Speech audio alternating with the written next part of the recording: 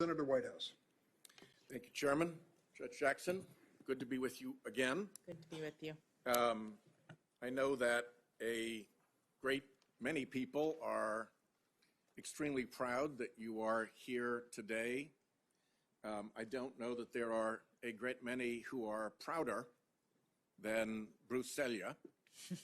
And so, with your permission, I'll take a moment and offer into the record some of his comments about you, and then maybe give you a chance to reciprocate with a word about him. But yesterday in my opening remarks, I mentioned the Boston Globe article in which Judge Selya said that about you, she is absolutely everything you would want in a Supreme Court justice. She has all the tickets in terms of her intelligence, her education, her work experience, and her demonstrated judicial temperament. I see some of the same qualities in her that I saw in Ruth Bader Ginsburg: humility, the ability to inspire others in a quiet way, not at the top of her voice. Some people have the capacity to inspire by example and the force of their reason. Intellectually, she is very smart, very well informed, and she is very hardworking and focused. She gets the big picture. May I ask unanimous consent that the Globe article be admitted into the record? Without objection. But he didn't stop there, Your Honor. He went on to WPRI, a local station in Rhode Island, and said about you, she's worked hard. She deserves it. And I literally don't think that the president could have made a better choice. I think she'll be a terrific addition to the Supreme Court. She listens to what other people have to say, but makes up her own mind. She has a very scholarly approach toward the law.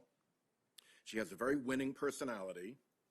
She's kind to the people she comes in contact with, and she has a certain humility that I find very attractive in people. May I ask unanimous consent that the statement from WPRI be put into the record? Without objection.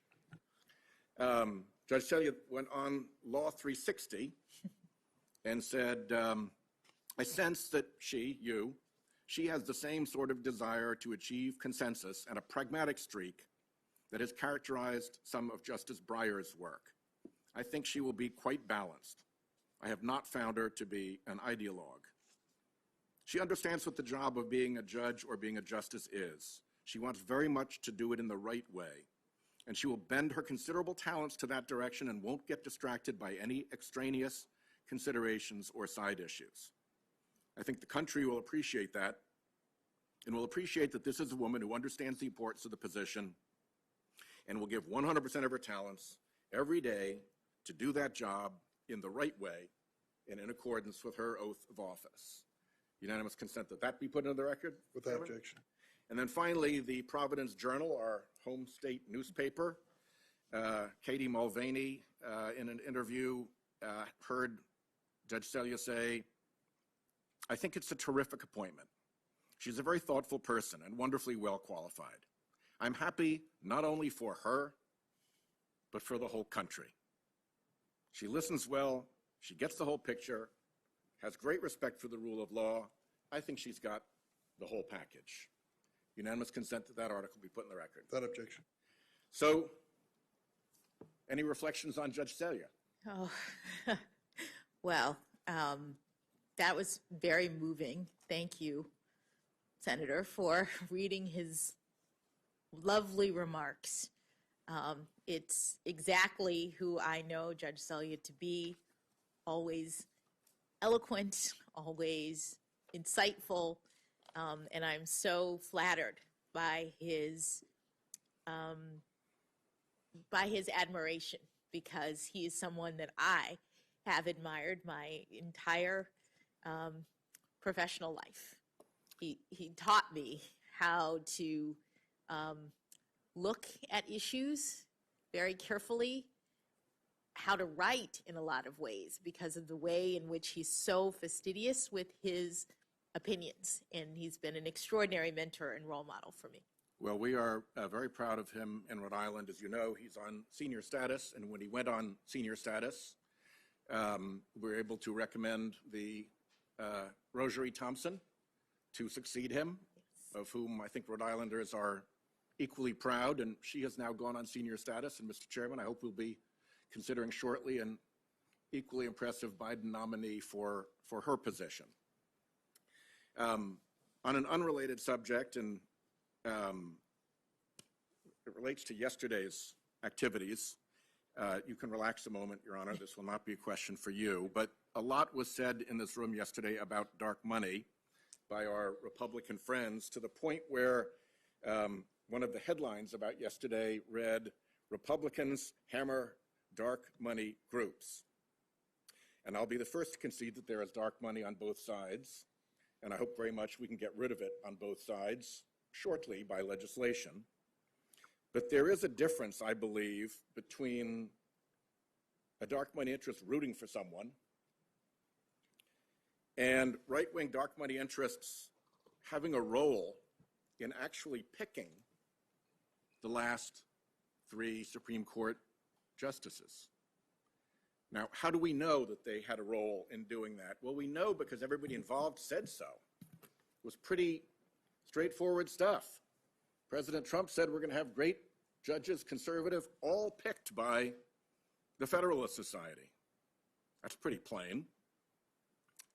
Senator Orrin Hatch, former chairman, was asked, some have accused President Trump of outsourcing his judicial selection process to the Federalist Society. I say, damn right. The co-founder of the Federalist Society said that the administration is relying on the Federalist Society to come up with qualified nominees.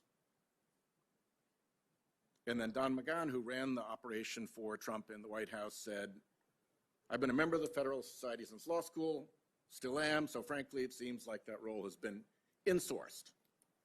So there's pretty clear and pretty broad agreement that that selection process took place out of the public eye, and it appears to have been informed heavily by dark money interests.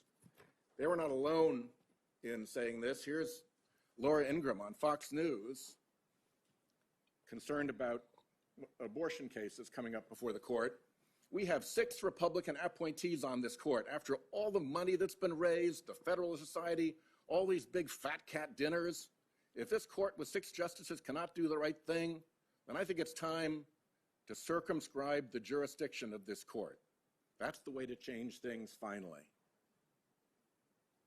So we have people who are in a position to know what was going on behind the scenes describing the 6 Republican appointees on the court who got there after all the money that has been raised, the Federalist Society, and all these big fat cat dinners, and threatening that if they don't do what she considers to be the right thing, they'll be punished by circumscribing the jurisdiction of the court.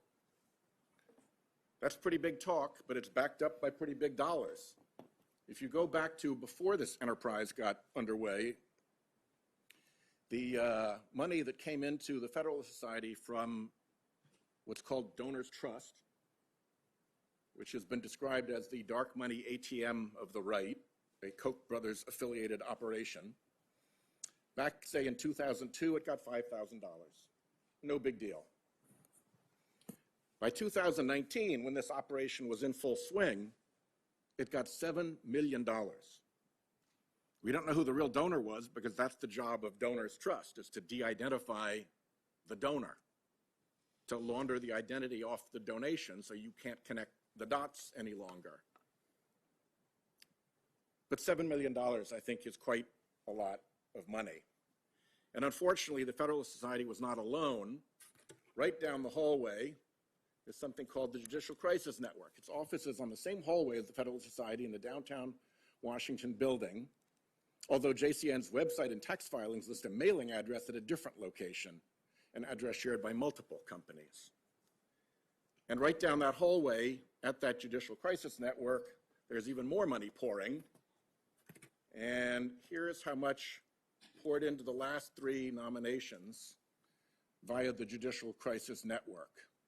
$21 million related in time to the Gorsuch nomination, $17 million to the Kavanaugh nomination, $14 million to the Barrett nomination. And of course, we don't know who the actual donor is. Could be the same donor, who knows? And because we don't know who the donor is, we don't know what business they might have had before the court. And I think it matters when people are seeking to influence the makeup of the court that the public understand what business they may have before the court. And anonymity hides all of that. And they didn't stop with the Trump nominees. They got up on the air, a dark money group using dark money to accuse Biden's Supreme Court nominee, at that point a player to be named later. Judge Jackson had not been selected at this point, of being a tool or stooge of liberal activist dark money. This is a screenshot from their advertisement paid for by the Judicial Crisis Network. So it's worth understanding for a moment what the Judicial Crisis Network is and where it lies. And it lies in a network of organizations. The prevailing way that political mischief is accomplished these days is with a paired 501c3 and 501c4 organization. The 501c3 gets the tax deduction, the 501c4 gets to participate in political activity.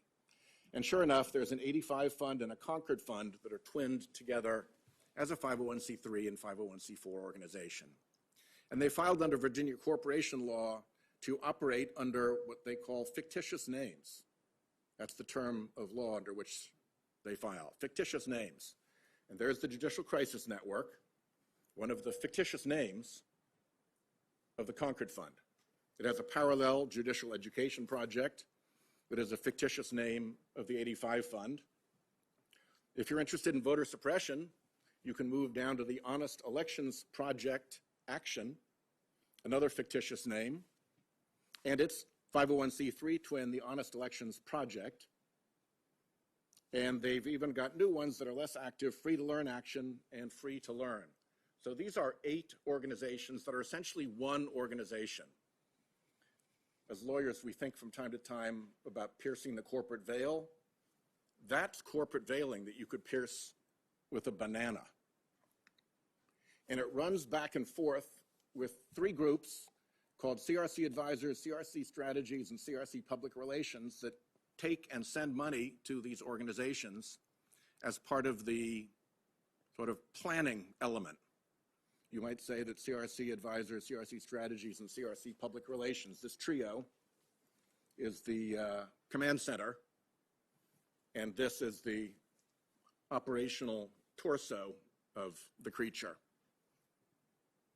So I show this all because it shows considerable effort when somebody goes to that much trouble to create that many organizations to hide how much money they've spent to control the nomination process to the court.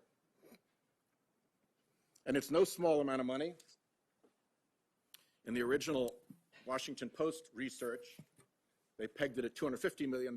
Further research led to testimony in my court subcommittee that the number was actually $400 million.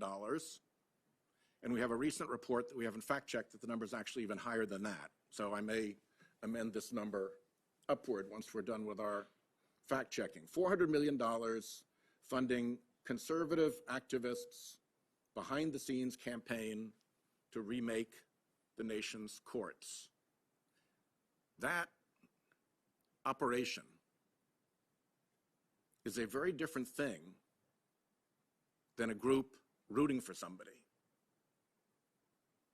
And I want to make sure that that difference is clear, since our friends on the Republican side have made dark money such a big focus of their attention already.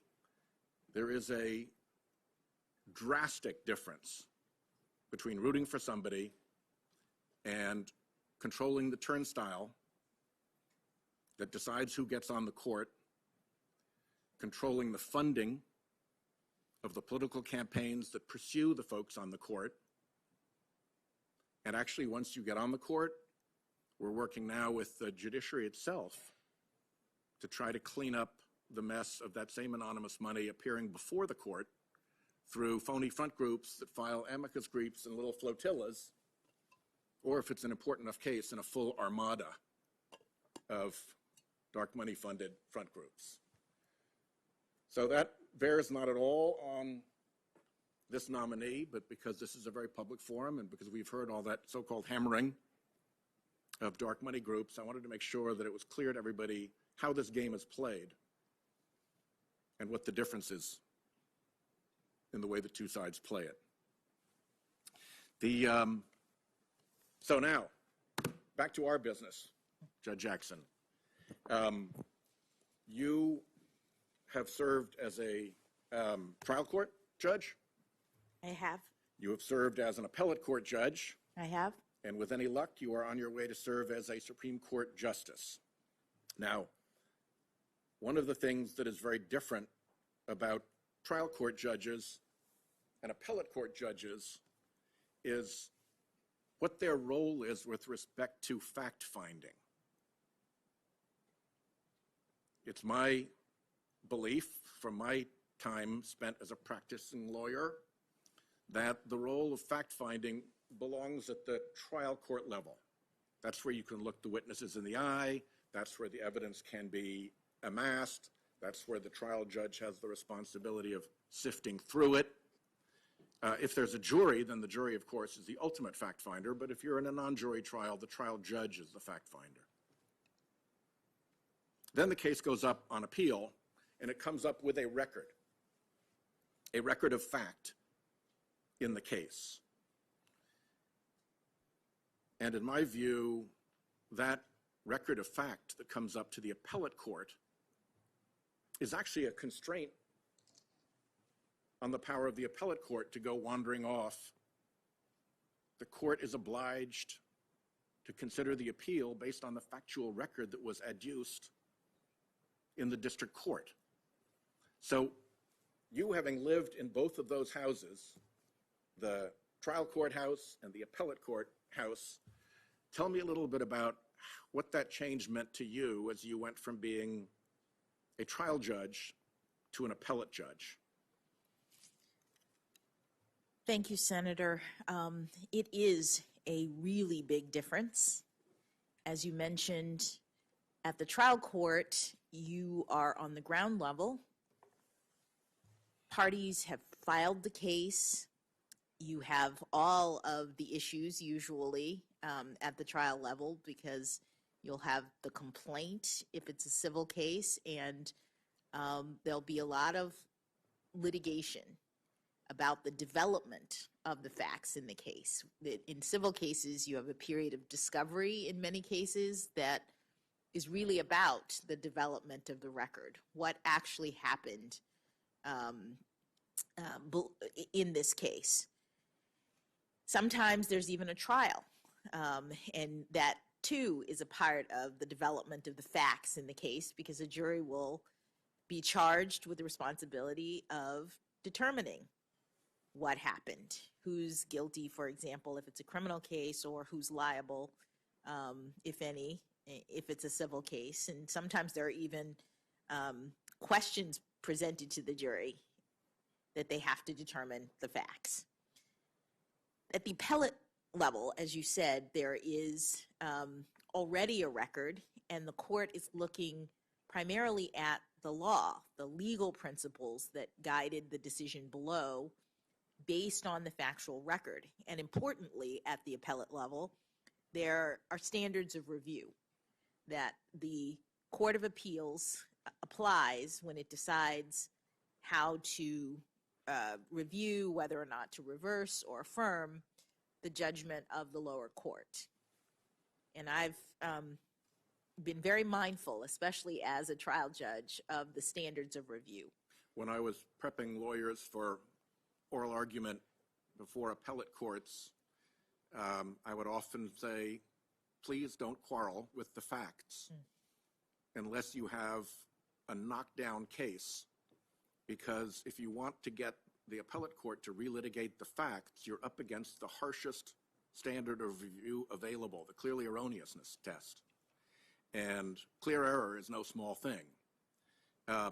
Outside of that narrow finding by an appellate court that somehow the district court got it wrong filtered through that clear error standard, are there other circumstances in which it's proper for appellate courts to do their own independent fact-finding outside of the record of the case that they're reviewing? I am not aware of any. There may be, but in my experience, the fact-finding is done at the trial level. The Court of Appeals only looks at facts under standards like clear error. And so therefore, the record is usually set and established by the time you get to the Court of Appeals. Yeah. And I think that it's actually one of the constraints on the judiciary that they don't get to go and do free-range fact-finding. They have to be tethered to the record of the actual case before them. It's related to the case or controversy requirement. That is correct, Senator. And in that regard, civil juries are, I think, something that Americans have prided themselves on for a long time. You go back to the colonial days, and the civil jury was one of the immediate imports from England. Every colony set up civil juries. When the Crown tried to interfere with the civil juries in the colonies, it became casus belli for the Revolution. It was in the Declaration of Independence of what the king had done wrong that offended the colonists and caused the Revolution. And the documents around the founding and around the creation of the Constitution all reflect passionate belief in the importance of the jury, including the civil jury, which, as you may know from your experience in the trial court, is getting to be a rarer and rarer creature. And in fact, there are trial judges who have written about how do we keep the civil jury alive. And I'd like to hear your thoughts about whether there's more to the civil jury than just a fact-finding appendage of the trial judge, whether it was seen by the founders and whether it belongs in our constitutional structure as a part of the responsible self-governance that was established by our Constitution. Yes, Senator. It is part of our ordered liberty. It is a mechanism by which citizens can participate in governance. They can be called upon by the court to sit in judgment of other people in the community. And it was something that was a part of the democratic vision of the founders from the very beginning. Blackstone was one of the legal experts who the early lawyers of the United States relied on. I suppose there were lawyers who had nothing but Blackstone's commentaries in the Bible on their shelf. And Blackstone described the jury as having a role to make sure that the power and clout of big and powerful interests could be protected against, that it was a refuge from the power of what he called the more powerful and wealthy citizens. There was long experience in government of corruption, whether it was getting to a chief executive and getting them to do things your way for improper reasons, or whether it was controlling a legislature, a legislative body. But the jury is fundamentally different because they don't stick around. They're there for one case and one case only, and then they disappear. You can't fix them so that they decide your way over time. And if in that one case you try to fix them, you've likely committed a criminal offense. Tampering with the jury is a pretty significant thing, is it not? It is. If anybody tampered with a jury of yours, how would you respond? Oh, very seriously. So the jury lives in a protected environment from a lot of the political power and the danger of corruption that the elected branches often suffer. And do you have thoughts about the importance of the civil jury in that regard, as the bastion where people can go, where they'll get a square deal from regular citizens and can stand toe-to-toe with the lawyers for however big or mighty an opponent they may have, with almost no danger, let's put it that way, little danger, lessen danger of the fix being put in? Well, certainly the jury system is designed in that manner, that citizens are brought in from the community. When we pick juries, we ask as judges, do any of you in this pool have any connection to anyone? You know, So you screen them for conflicts of interest? You screen them heavily. That's part of the what we call the voir dire, the sort of. We don't do that with people who come to Congress. Well, in the court They system, come with their conflicts of interest, often right on their lapels, sometimes hidden in their back pockets. But juries, not so, correct? Not so. And in fact, that would be a reason to exclude someone from the jury. And we even ask, you know, do any of you as judges, we say, do any of you know me? And if you do, you'll have to let me know and be removed.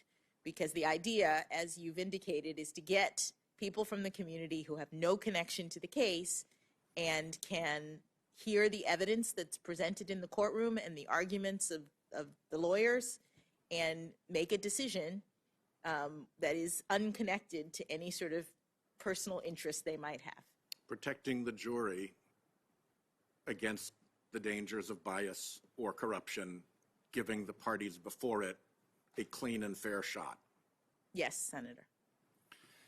So, with any luck, you will be on the Supreme Court before long, and I hope you will remember all of this, because it seems to me that the court has been on something of a campaign to deprecate and diminish the civil jury, including by allowing big corporations to build into their standard contracts, buried way down in the fine print that folks often don't read, and even if they do read it, they'll never get through the phone tree to find somebody to complain about it, try to strike it out of the contract. It's a take it or leave it adhesion proposition, and they build into that you've given up your right to a jury, your Seventh Amendment right to a civil jury. It's right actually in the Bill of Rights. And I cannot think of another right that the court pays less attention to or throws more readily under the bus. If you read the mandatory arbitration cases, there's rarely a mention of the Seventh Amendment. And it seems to me that it flies in the face of the purpose of the jury to allow the citizens of the greatest power and wealth, who are today corporate citizens, to actually be able to take on the ability on their own through contracts that the customer has no chance to negotiate. The employee has no chance to negotiate, to actually take away that right that was at the heart of our founding without a squeak of objection or even notice by the court. And I think it's created a dramatic shift in power towards big corporations. And I think it has harmed innumerable employees and customers. So I am extremely happy that you have been able to answer these questions with such clarity about the role and the history and the value of the civil jury and its importance, not just as your fact-finding adjunct, but as an important part of our constitutional structure, part of our structured liberty as Americans. I wish you well. I'll see you again tomorrow. And thanks so much for your patience with all of us here today.